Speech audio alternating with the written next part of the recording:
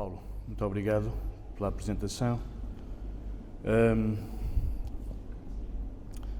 De facto, esta comunicação não vai ter apresentação, vou apenas elaborar convosco um conjunto de reflexões ou refletir convosco aspectos que me parecem fundamentais nos tempos que correm. Há um pequenino texto que eu gostaria de ler pausadamente convosco e, num segundo momento, refletir um pouco mais a propósito disto. Este título da comunicação, com um tonzinho natalício, este ho, ho, ho, não é irónico num sentido redutor da expressão. De facto, diria que, para além do Covid-19, mais pandemias têm engraçado nos nossos meandros. E quando digo nossos, digo da psicologia. Portanto, a pandemia da qual vou falar hoje é a que graça na psicologia atual. Não só em Portugal, mas lamentavelmente em todo o mundo. Há uma afirmação do nosso organizador residente, o Paulo Passos, que a mim faz todo o sentido. O Paulo costuma dizer que o Covid não veio trazer à luz do dia as fragilidades, mas o prazer da manifestação das fragilidades. E eu posso acrescentar um prazer, porventura, de cariz autoerótico, onanístico. Precisamos, nós, psicólogos, por conseguinte, de orientações para a análise das imagens e condutas da atual sociedade. O que me obriga a colocar a questão da formação em psicologia. Qual é a formação que hoje existe? Tive o gosto e a honra de ser cofundador de um curso de licenciatura em Psicologia em Portugal, que iniciou como algo de diferente e diferenciador e que acabou por se tornar, por força da formatação imposta pela Agência de Acreditação dos Cursos do Ensino Superior, num clone das demais formações em Psicologia. Virtualmente são hoje todas iguais. E se não forem, não são acreditadas. Trata-se de um pensamento mainstream que vai inquinando a prática da psicologia. E, naturalmente, a impreparação dos recém-psicólogos os leva a uma prática baseada em supostas evidências, baseadas em estratégias técnicas, passíveis de desumanizar a arte do encontro, que é a nossa missão. James Hall, um psiquiatra americano, refere: existe uma verdade básica acerca da técnica em psicoterapia. A técnica correta, nas mãos da pessoa errada, não funcionará. Ao passo que a técnica errada, nas mãos da pessoa certa, funcionará. Nenhuma técnica é inteiramente adequada, pois a equação pessoal, terapeuta-paciente, é mais importante. É dentro dessa relação que se deve realizar toda a terapia. A relação terapêutica é o lugar onde ocorre o processo de transformação. Os gregos falavam de temenos, um lugar sagrado onde a transformação acontece. Será que os nossos lugares clínicos são lugares sagrados de transformação? Ou locais de tecnicismo crescente e desumanizante?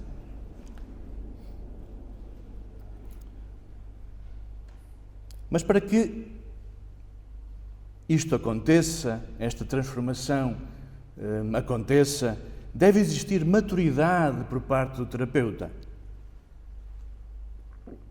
E correlata a experiência de vida, naturalmente. Mas se no início de uma carreira o mais provável é não existirem maturidade e experiência, naturalmente, Pelo menos devia-se pressupor um forte suporte de referências filosóficas, maiormente de filosofia da mente, epistemológicas, antropológicas, literárias, mitológicas, etnográficas, etc. A título de exemplo, quem sabe o que é a filosofia da mente? Epistemologia, etnografia. Do que falam hoje os nossos recém-formados nas orientações de estágio para a ordem que vamos fazendo?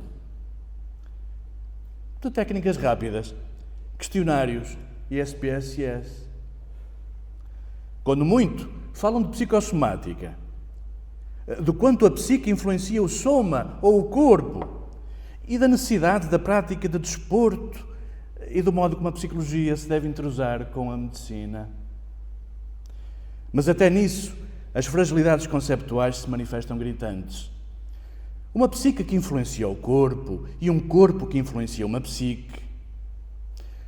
Trata-se de um crasso dualismo que não faz sentido nos dias de hoje. Permitam-me traçar um paralelo. Será que a digestão influencia o sistema digestivo? Se assim for, não será a mente também e apenas um nome, porque não acredito que alguém acredite que a digestão esteja para lá do sistema digestivo, porventura, não sei. Mas se a mente for o nome que damos ao funcionamento do cérebro, que se encontra num corpo, o qual, por sua vez, se encontra num contexto, e este argumento é de um filósofo que eu obrigava os meus alunos a ler, John Searle, num livrinho clássico, Mente, Cérebro e Ciência, não passavam de ano se não tivessem lido isto e percebido. De ano, disciplina, de ano. O módulo era pesado. E não é à toa que num outro clássico da neurociência, o Livro da Consciência, de António Damasio, a certa altura, na página 28, Damasio diz que é importante Searle para a compreensão daquilo que ele se propõe, que é manifestar como um cérebro se torna consciente, sempre numa perspectiva monista, não dualista. Portanto, a psicossomática, ou as putativas relações da psique com o soma, só revela a impreparação epistemológica de quem eventualmente a defende. E isto com todo o respeito pela boa vontade e boa fé de quem defende tais relações, porventura com belíssimos resultados clínicos, justamente por causa dessa boa vontade. Tais equívocos conceptuais e por arrasto existenciais acontecem porque, afinal, não formamos humanistas, mas apenas técnicos de psicologia. Técnicos de um serviço de urgência, para se posicionarem na linha da frente e, por vezes, atrás de linhas telefónicas. Mas não. A psicologia não é um serviço de urgência. Só o desconhecimento e a impreparação leva a este voluntarismo tecnicista. Desconhecimento mascarado, camuflado e partilhado pelo grande público, que aceita a verdade dos técnicos de modo acrítico. Recordo-me do episódio da queda da ponta de Entre os Rios, há 20 anos, em 2001, em que uma popular, uma pessoa claramente simples, uma senhora claramente do povo, clamava em direto perante as câmaras da televisão e dizia: "Porquê é que o Estado ainda não mandou psicólogos para aqui?"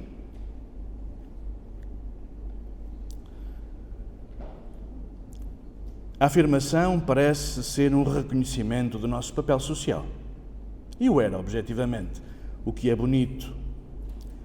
Mas podemos ler esta afirmação a partir de uma outra camada de significação, mais profunda, na qual podemos e devemos perguntar se não será esse o reconhecimento máximo da imaturidade da vida adulta, a dependência de uma técnica qualquer, qual pastilha milagrosa que nos transportaria para além dos nossos males.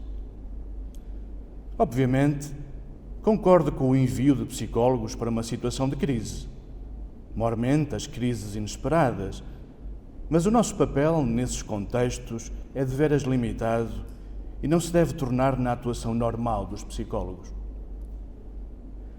Os nossos irmãos brasileiros usam a expressão médico urgentista para classificar os especialistas em intervenções médicas de urgência.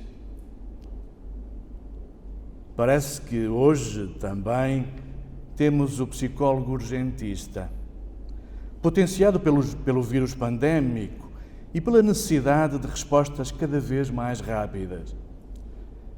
Esta imaturidade galopante da vida adulta, que muito antes do Covid já se manifestava evidente, como é evidente, com o Covid potenciou-se e manifesta-se hoje numa postura autoerótica de um tecnicismo clínico infantilizante. Por vezes, parece mesmo que o Covid só veio facilitar esta imaturidade da vida adulta. Parece mesmo que não saímos do estágio operatório concreto.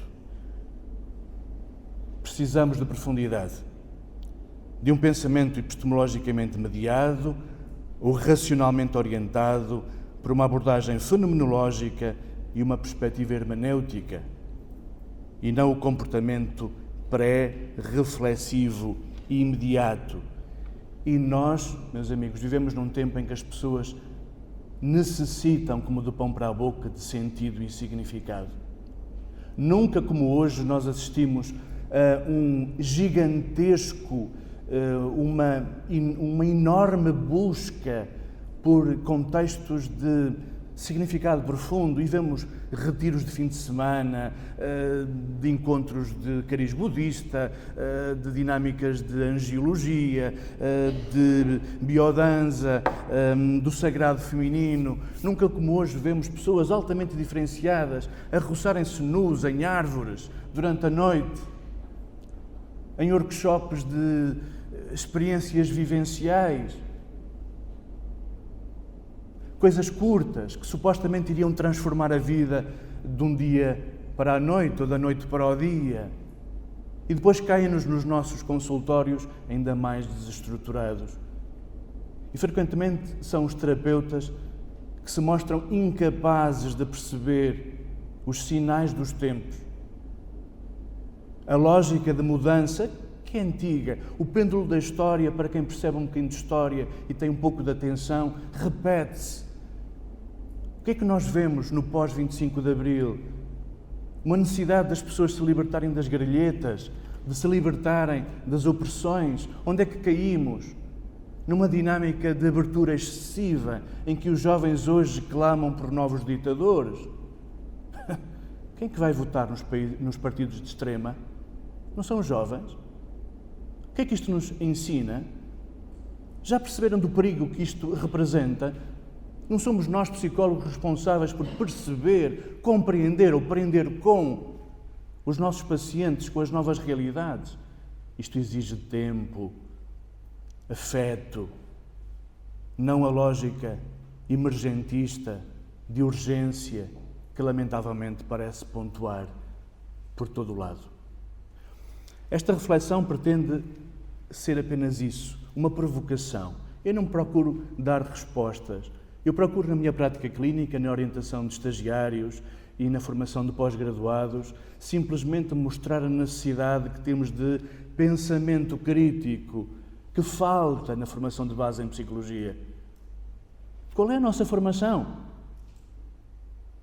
O long life learning que nos deve caracterizar como terapeutas, onde é que ele está? Informações míseras de fim de semana? Em titulozinhos, para mostrarmos à nossa entidade patronal que fizemos mais 30 formações naquele ano? E a maturidade? E a aprendizagem profunda? E o conhecimento do que é psique? Não é com questionarmos que se vai lá. Cumpri os 20 minutos?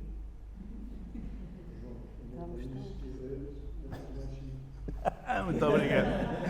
Se quiser tem mais 5. Ok, pronto.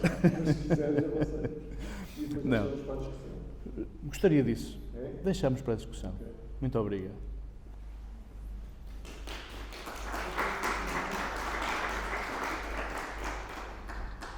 Obrigado, João,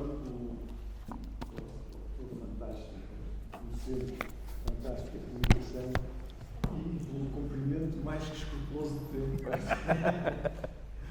Sou bem mandado. Mal. Muito bom.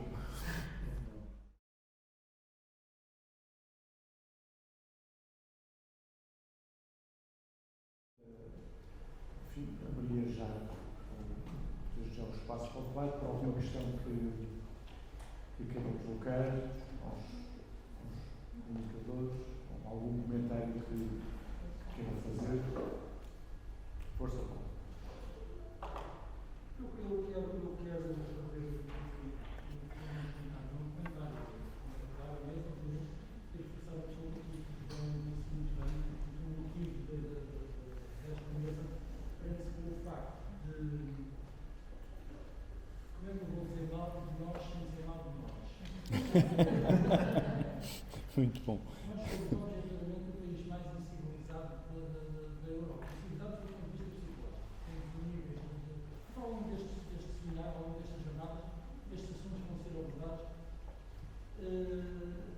e temos, objetivamente, grandes limitações no que respeito à operacionalização daquilo que são as instâncias superiores da fiscalidade e, simultaneamente, daquilo que são as abstrações. O grande problema é a objetividade. E nós não somos entidades bio-sociopsicológicas de natureza abstrata. E devemos ter. Como o João disse, relatos das entradas e saídas, porque não faz barulho, só vibra e eu fico muito sensível às vibrações.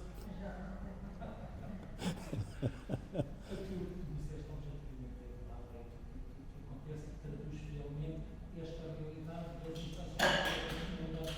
As instâncias superiores da personalidade da população portuguesa não estão no seu auge e, concomitantemente, as formalidades, no sentido das intelectualidades, também não estão na sua operação.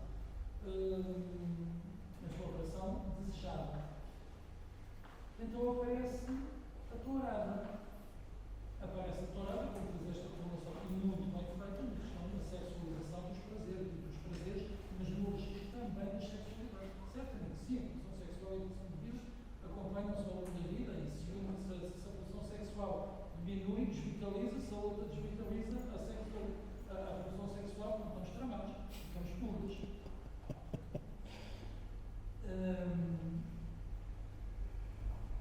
Isto não vai demonstrar, na realidade, as fragilidades da população portuguesa sob o ponto de vista psicológico. Vai demonstrar, mais uma vez, o prazer sobre essas fragilidades. Apareceu a ARS, fez um programa. Este programa é o que eu entendo mais, mas há outros. Fez um programa chamado A Linha de Apoio Psicológico, e depois congratulou-se de uma forma assustadora sobre essa linha de apoio psicológico. As psicólogas e os psicólogos que lá estavam a receber telefonemas que não faziam telefonemas nenhum, eu fiz as contas, deu 0,46 chamadas telefónicas por dia por psicólogo, mas entretanto isto durou meses e as psicólogas e os psicólogos da ARS, dos centros de saúde e dos hospitais, todos contentinhos, orgasticamente contentinhos, com mais paradas. Porque é que existe a parada em Portugal? Porque é que existem as velocidades em Portugal? Porque é que existe o pregão mais latino? Só se publicita aquilo que há dúvidas da sua qualificação. É um comentário, é só um comentário. Mais alguma? Não, senti-me provocado no bom sentido. Que bom, Paulo. Sim, concordo contigo nesse aspecto. Pensamos da mesma forma e noutros, com certeza. Estou em crer que há muito trabalho a ser feito a partir das instituições, dada a nossa... Eu gostava de dizer que os psicólogos têm de ter um papel de muito maior relevância no contexto da saúde em Portugal, mas têm que assumir a sua especificidade. E nós andamos ao reboque de terceiros que, com muitas boas intenções, ninguém põe em questão as boas intenções subjacentes à linha de atendimento. Acredito, ou quero acreditar. Pronto, chama-me ingênuo, não faz mal. Quero acreditar que há boas intenções. E provavelmente existem, não tenho dúvida. Agora, pronto. Podes. Esta linha da psicológica, apesar de haver um documento formal, um documento oficial que define o ato psicológico, onde também está lá escrito a chave quem é que tem competência para o exercício do ato psicológico. Certo. E quem coordena esta linha da psicológica é um médico. Ok, interessante. Daí a minha afirmação. Nós temos que ter um papel mais relevante e mais autónomo. Certo, ok, concordo plenamente. Fazer uma coisa que não compete, sendo de facto que existe legislação, documentação formal, que define o que é um ato psicológico. Concordo. Não tem competência para tal. Certo, Paulo, certo. As boas intenções não são legítimas. E enchem o inferno. Não são legítimas. As boas, e também os tribunais não avaliam intenções, avaliam comportamentos, condutas, factos. Mas, de qualquer maneira, não são legítimas, não são boas intenções. Eu não quero fazer nada agora, não me apetece, então vou fazer 2 horas, 3 dias por semana, intervisão com os meus colegas psicólogos da RS. E depois vou fazer mais uma formação em Eurochaves e mais 3 que são 70 horas. Muito bom. Depois vou fazer o teletrabalho, o teletransporte, o teletrabalho, Mesma coisa. teletrabalho em psicologia, mas as nossas colegas podem fazer e os nossos colegas também. Eles falam feio. Oh, Paulo, muito bom. Ok, pronto, estas boas intenções, mas independentemente das intenções, e não são exatamente de missas, é absolutamente prioritário um repensar da nossa profissão desde dentro. Não faz sentido, isto que me estás agora a dizer, e estás a colocar em comum, não faz sentido, por exemplo, que essa direção venha de uma outra área, que com todo o respeito era muito mais necessária noutros contextos de atuação. Exatamente, é isso. É esse pensamento crítico que falta à nossa missão clínica. E na ausência de um pensamento clínico, claro, ficamos muito contentinhos com esses comportamentos, sim, daí a minha ironia, onanísticos, porque ficamos muito felizes, porque estamos a participar, porventura, estamos a participar numa renovação e numa salvação de muitas vidas. E estamos, mas podemos fazer muito mais. Tens toda a razão, sem dúvida nenhuma, não podemos deixar de aproveitar para falar. Obrigado, Paulo. Obrigado.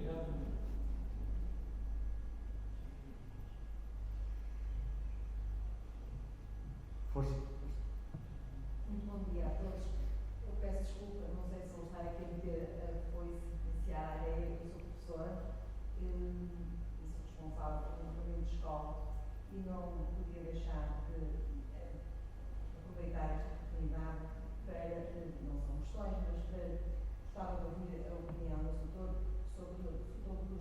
Primeiro, o que é que pensa sobre o papel do ensino da psicologia na formação dos professores? Qual é o papel que deve ter? Peso deve ter na formação do professor o ensino de algumas temáticas no âmbito da psicologia?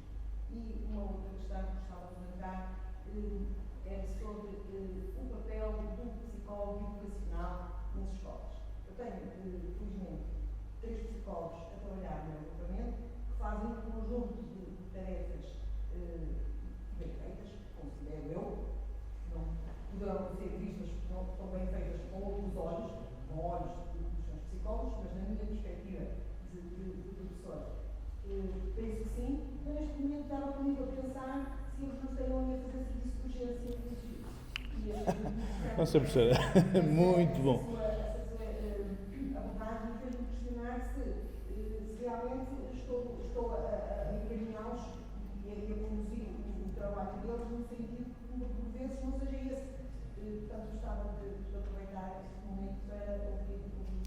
Muito obrigado. Duas questões mais do que pertinentes. Primeira, do ensino da psicologia, naturalmente.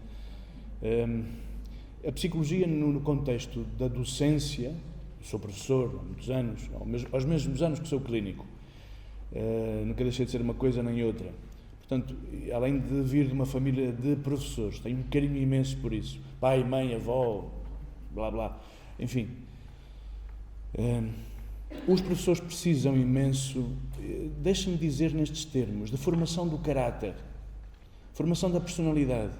A psicologia frequentemente é muito conotada como: Sr. psicólogo, ensina-me aqui umas técnicazinhas para eu lidar com aquelas feras. Eu ouço isto em consultório, professores que marcam consulta, que não é exatamente para questões pessoais, quer dizer, são, em última análise são questões pessoais, porque chegam lá aflitos e me perguntam: eu não os suporto, eu não os entendo, já começa a haver aqui um gap muito grande entre a minha idade e dos alunos e blá blá, ajude-me aqui a enfrentar aqueles seres.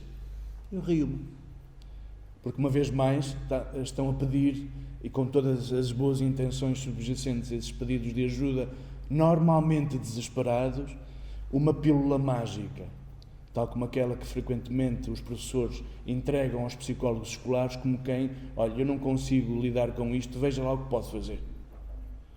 Como se nós pudéssemos, por uma magia qualquer, transformar os alunos. A questão da escola era uma questão que levava-nos para um debate de uma semana, como é óbvio, porque são questões sistémicas, onde nós vemos que os alunos são reflexo dos pais que deixam de o ser, em que se recoloca na docência o peso da educação que não era a responsabilidade dos docentes, mas os pais também não têm educação de adultos, os psicólogos, por sua vez, na sua própria formação, têm só técnicas. E onde está a formação de adultos? Formação para as emoções. Não são aquelas formaçõezinhas de fim de semana, em que se falam de técnicazinhas muito bonitas para lidar com as emoções humanas, que depois aquele exprimido, Deus me perdoe, não vale nada. Tirando algumas formações que são de excelência. Pronto, não quero generalizar. Agora, a formação docente teria que ser repensada. As disciplinas de psicologia estão ali muitas vezes para encher currículo. Onde está uma verdadeira amostragem do que é o funcionamento profundo da psique humana?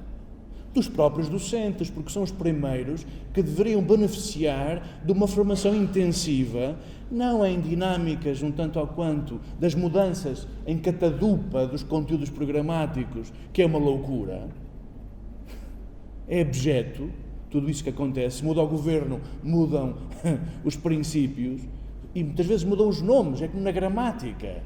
Agora as coisas são ditas de uma outra forma. Tudo bem, nas matemáticas iniciais. Tudo bem, ok. Não entremos por aí. Agora, onde é que está o fundamental? Isto educar para a totalidade, para a integridade. O Paulo, no início desta palestra, falava da Gestalt, da totalidade. Onde é que nós temos isso na escola? Como é que nós percebemos isto com sentido crítico?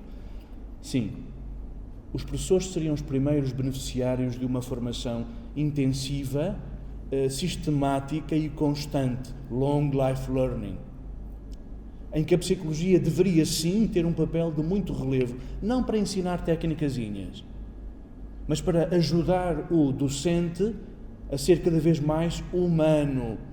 Eu gosto de dizer, frequentemente eu dizia aos meus alunos, meus amigos, nós nascemos um sapiens sapiens, um primata espertinho, não nascemos humanos. Alguns bípedes humanizam-se, uns mais, outros menos. No fundo trata-se de um processo de humanização, que nem sempre está em curso, inclusivamente nas escolas, Sra. Professora. Portanto, claro que agora não posso responder em profundidade ao que me pergunta. Isto, como digo, exigiria, no mínimo, umas horas de diálogo. Agora, é importante reconhecer isto. Sim, faz falta, e cada vez mais eu sinto, em várias profissões, que nos procuram de um modo absolutamente sistemático. Professores, médicos, enfermeiros, pessoal das forças de segurança, caem-nos nos consultórios como moscas no mel. Porquê? Porque algo está errado, com certeza.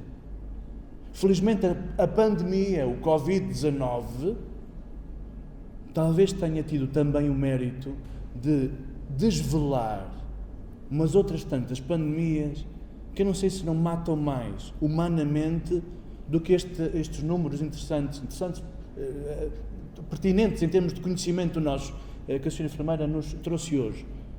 Mas há outras pandemias que porventura são muito mais perigosas. Fica a reflexão. Muito obrigado.